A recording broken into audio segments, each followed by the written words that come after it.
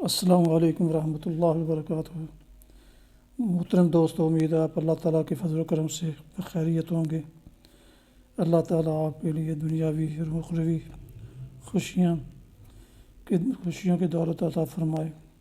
اللہ تعالیٰ آپ کو ہمیشہ اپنی حفظ و امان میں خوش رکھے۔ اللہ تعالیٰ کے پاک نام سے آج کا راہ ہدایت و نجات کے سلسلے کا ولاگ شروع کرتا ہوں۔ اعوذ باللہ من الشیطان الرجیم، بسم اللہ الرحمن الرحیم۔ هل اتاک حدیث موسیٰ اذ ناداہ ربہ بالوادی المقدس طوی اذهب الی فرعون انہ طغی فقل هل لک الی ان تزکی واہدیک الی ربک فتخشی فأراہ الآیۃ الکبریٰ فکذب ثم ادبر یسعی فحشر فنادی فقال انا ربکم الاعلی فاخذہ اللہ نکال الآخرۃ والأولی ان فی ذلک لعبرۃ لمن یخشی۔ ابھی آپ نے سورہ نازعات کی آیات 15 تا 26 کی تلاوت سماعت فرمائی۔ اب اس کا اردو ترجمہ پیش ہے۔ عطا کا حدیث موسیٰ، کیا تمہیں موسیٰ کے قصے کی خبر پہنچی ہے جب اس کے رب نے اسے طویٰ کی مقدس وادی میں پکارا تھا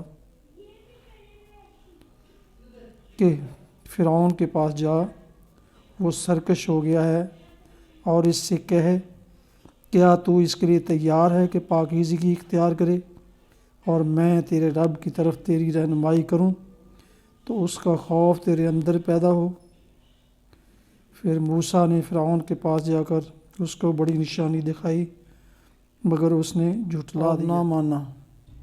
پھر چال بازیاں کرنے کے لیے پلٹا اور لوگوں کو جمع کر کے اس نے پکار کر کہا، میں تمہارا سب سے بڑا رب ہوں۔ نعوذ باللہ۔ آخرکار اللہ نے اسے آخرت اور دنیا کے عذاب میں پکڑ لیا۔ در حقیقت اس میں بڑی عبرت ہے ہر اس شخص کے لیے جو ڈرے۔ جن آیات مقدسہ کی تلاوت کی گئی اور آپ نے اس کا اردو ترجمہ سنا، اس کا اردو ٹیکسٹ میسیج اسکرین پر آپ دیکھ رہے ہیں، جو اپنے دوستوں کو بھیجا جائے گا۔ حدیث مبارکہ پیش ہے۔ حضرت انس رضی اللہ عنہ سے روایت ہے، رسول اللہ صلی اللہ علیہ وسلم نے فرمایا، تم رات کے وقت سفر کرنے کو اختیار کرو، اس لیے کہ زمین رات کو لپیٹ دی جاتی ہے۔ ابھی جو حدیث مبارکہ آپ نے سماعت فرمائی، اس کا ٹیکسٹ میسیج اسکرین پر ملاحظہ فرما رہے ہیں،